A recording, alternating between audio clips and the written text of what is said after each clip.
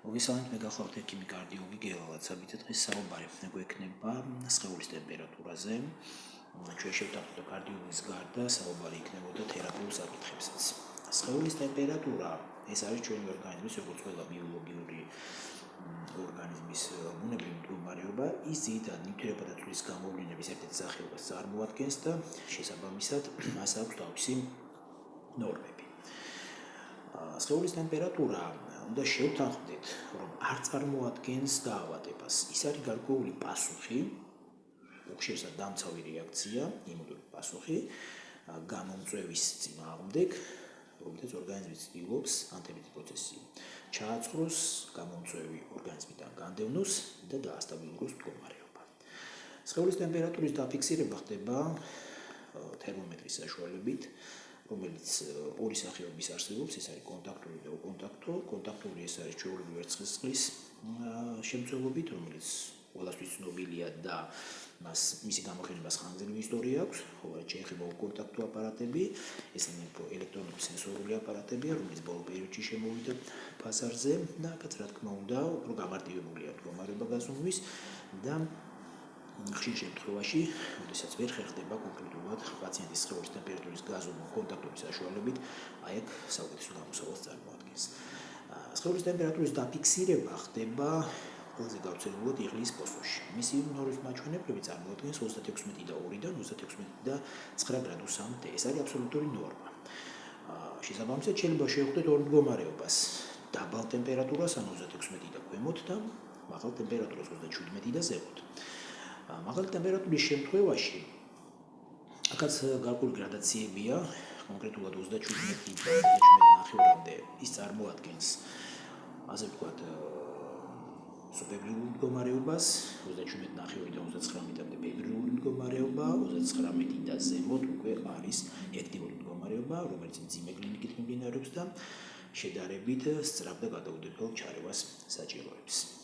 თუ სხეულის ტემპერატურას იღლის პოსოში ვერ ვაფიქსირებთ, მაშინ არსებობს მისი გაზომვის სხვა მეთოდები, მაგალითად პირის ყრუში, ასევე რექტალურად და ვაგინალურად. ეს შეეხება კონტაქტურ აპარატს, კონტაქტოზე, როგორც გვახსენეთ, აქ უფრო გამარტივებულია პროცედურა. ახლა რაც შეეხება თვითონ სხეულის ტემპერატურის ორ მდგომარეობას, ანუ მომატებული ტემპერატურა. როგორც წეგან აღვნიშნეთ, ეს დამცველობითი რეაქციაა, უბრალოდ ვცდილობთ მაშინვე დაიყვანოთ ის ნორმაში.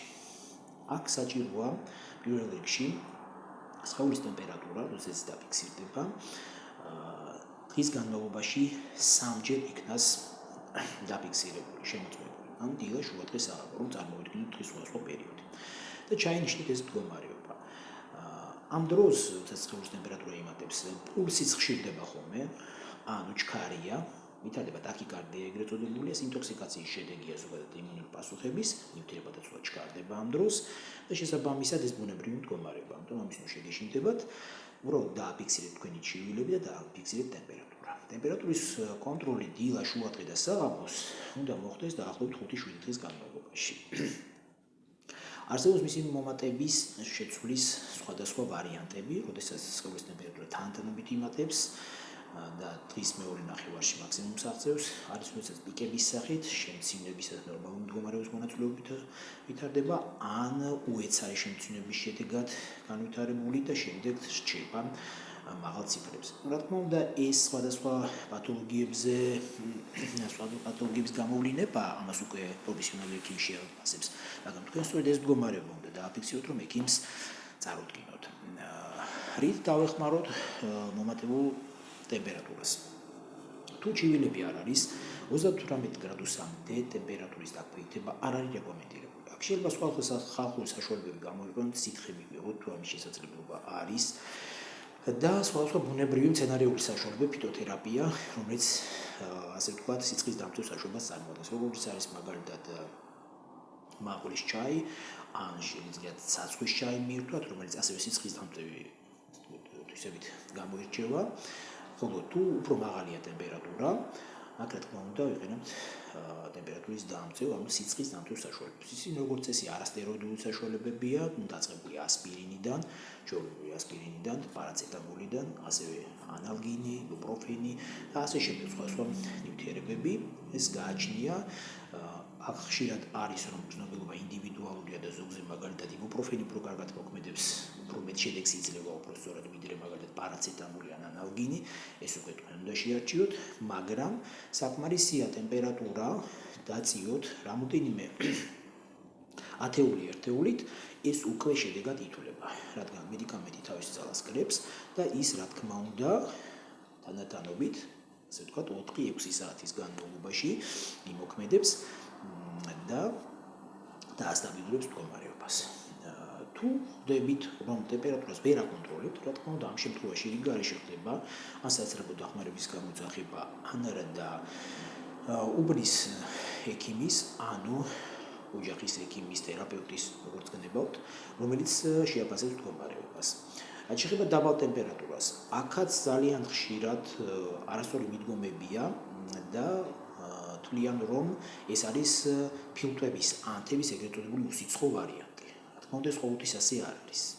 აქ უპირველესად უნდა შეგვეცდეს ენდოკრინული სისტემა, როგორც ასე ვთქვათ, თქვით, რომელიც პასუხისმგებელია ცხოველის ტემპერატურაზე, მაგალითად შეიძლება აღმოჩნდეს უბრალოდ ჰიპოთირეოზი, რომელიც ფარისებრი ჯირკვლის ჰიპოფუნქციას წარმოადგენს, ანუ ჩვეულებრივი ჯირკვი, რომელიც დაბალი ფუნქციით მიმდინარეობს და შესაბამისად მეტი ტემპერატურა ვერ ვითარდება, რადგან ნივთიერება დაცულად აკვეითებულია.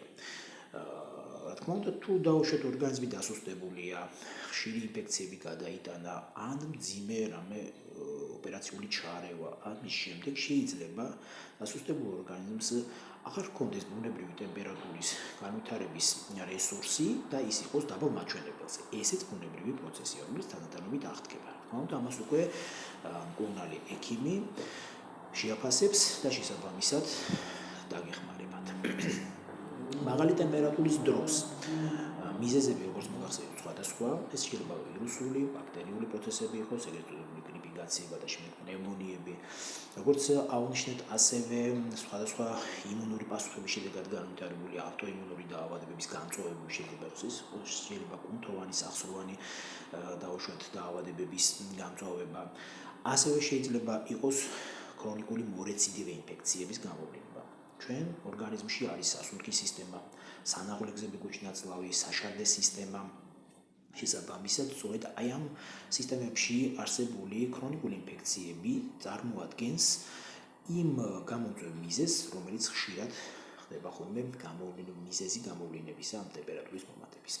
კიდევ ერთი პრობლემა, სტომატოლოგიური პრობლემები, როდესაც არის ეგრეთ წოდებული კარიესები, პარადონტიტები, ჩვეულებრივი ასე ვთქვათ, გართულებული ანთებითი პროცესი, ჯირკოვანი პროცესიც კი უკვე, რომელიც აი კარიესის შედეგია და შეიძლება ის იყოს გამოვლენა.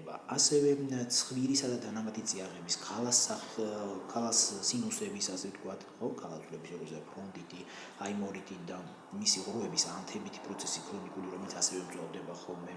და როგორც მოგეხსენებათ, სწორედ აი ეს შემაერთება ქსოვილოვანი, ანუ რევმატიული დაავადებები, რომლებიც ძალიან ხშირად ტემპერატურულ რეაქციას იძლევა.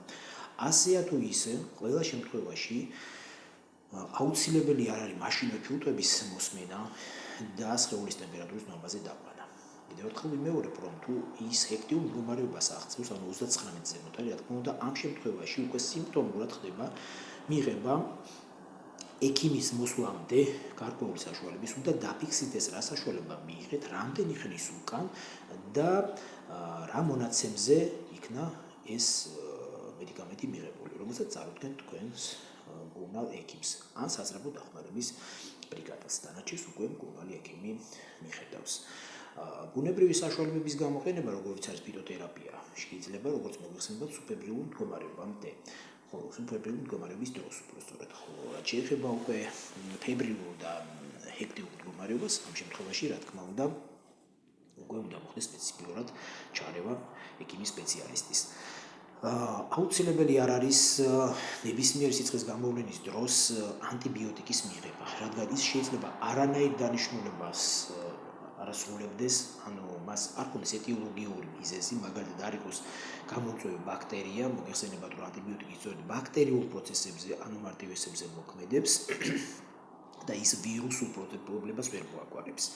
ასევე შეიძლება საერთოდ არ იყოს გამომწვევი სიცხის სწორედ ეს ინფექციური პროცესი და იყოს აუტოიმუნური დაავადების გამოვლინება. ამიტომ ანტიბიოტიკი ამ შემთხვევაშიც არაფერს გააკეთებს თუ დააზიანებს მდგომარეობას, რომ ის ვერ გამოასწორებს აღნიშნულ სიტუაციას და აქედან გამომდინარე ეცადეთ, რომ მაშინვე არ მიიღოთ. მოცნის რეჟიმი მაქსიმუმ ეს არის 72 საათი, 3 დღე, როდესაც თქვენ აკვირდებით მდგომარეობას, ხოლო თუ მდგომარეობა შედარებით სტაბილურია, 5-7 დღე, რომლის მონიტორინგით წარედგინება გონალ ექიმს. დღესდღეობით ეს იყო, მოგწერეთ თქვენთვის აქტუალური კითხვები, თუ რაიმე თემატიკა კონკრეტულად გაინტერესებთ და ჩვენ ამას გავეთვალისწინებთ, გამოიწერეთ არხით, ისურვებთ ჯანმრთელობას.